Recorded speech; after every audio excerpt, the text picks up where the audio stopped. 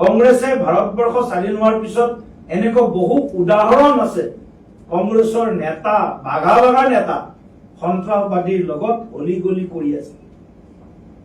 সন্ত্ৰাসবাদীৰ যি ভাষা সেই ভাষা কংগ্ৰেছৰ নেতাৰ মুখত প্ৰকাশ পাইছে।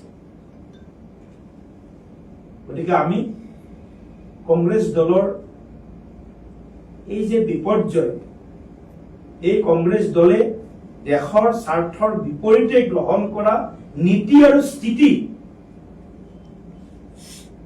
তাৰ কাৰণে আমি আজি কংগ্ৰেছ দলৰ যি লাচাৰ অৱস্থা কৈছো, তেওঁলোকৰ পলিচি পেৰালাইচিছ, আচলতে নীতিত তেওঁলোকৰ ক'ৰবাত পেৰালাইচিছ হৈছে, আপাংগ হৈছে কংগ্ৰেছ দলৰ নীতি। এই পলিচি পেৰালাইচিছত ভুগিছে কংগ্ৰেছ দল, কাৰণ তেওঁলোকে দেশৰ স্বাৰ্থত নাই। তেওঁলোকে দেশক শক্তিশালী হোৱাটো নিবিচাৰে, তেওঁলোকে দেশক সদায় দুৰ্বল হোৱাটো বিচাৰে, তেওঁলোকে দেশক সদায় অস্থিৰ অশান্ত হোৱাটো বিচাৰে। আৰু তাৰ উদাহৰণ কংগ্ৰেছৰ কেইবাজনো নেতাৰ কিছু বক্তব্য। বাকী কথাটো নকয়, খৰ্গে ডাঙৰীয়াৰ পুত্ৰই অসমক লৈ কি ধৰণৰ বক্তব্য দি গ'ল কেইদিনমান আগত।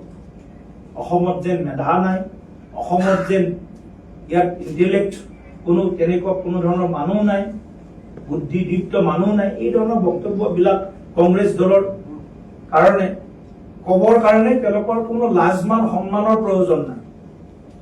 তেওঁলোকৰ মুখত যি আহে তাকেই তেওঁলোকে ক'বলৈ কুণ্ঠাবোধ নকৰে, কাৰণ তেওঁলোকক ভোট লাগে। দেশ জহান্নামে যাওক, শাসন লাগে। ভাৰতবৰ্ষ অস্থিৰ হওক, কোনো তেওঁলোকৰ সংবেদনশীলতা নাই।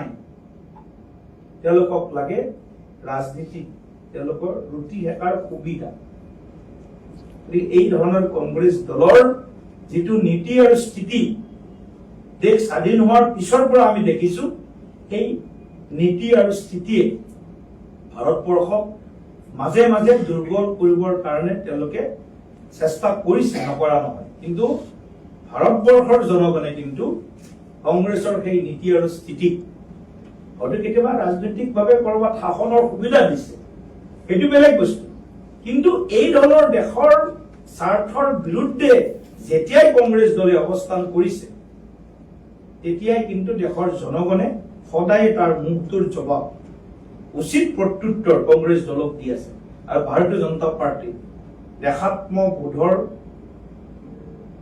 যাৰ ৰক্তই প্ৰতিবিন্দুত যাৰ দেশাত্মবোধ জড়িত ভাৰতীয় জনতা পাৰ্টি, আমাৰ দলে কেতিয়াও কংগ্ৰেছ দলৰ এই ধৰণৰ বক্তব্য, এই ধৰণৰ নীতি, এই ধৰণৰ তেওঁলোকৰ স্থিতিক আমি কোনো কালেই সমৰ্থন কৰাটো দূৰৰ কথা। বহু তেওঁলোকৰ এই নীতি আৰু স্থিতিৰ পৰা আঁতৰি আহিবৰ কাৰণে আমি আজি আহ্বান জনাইছো।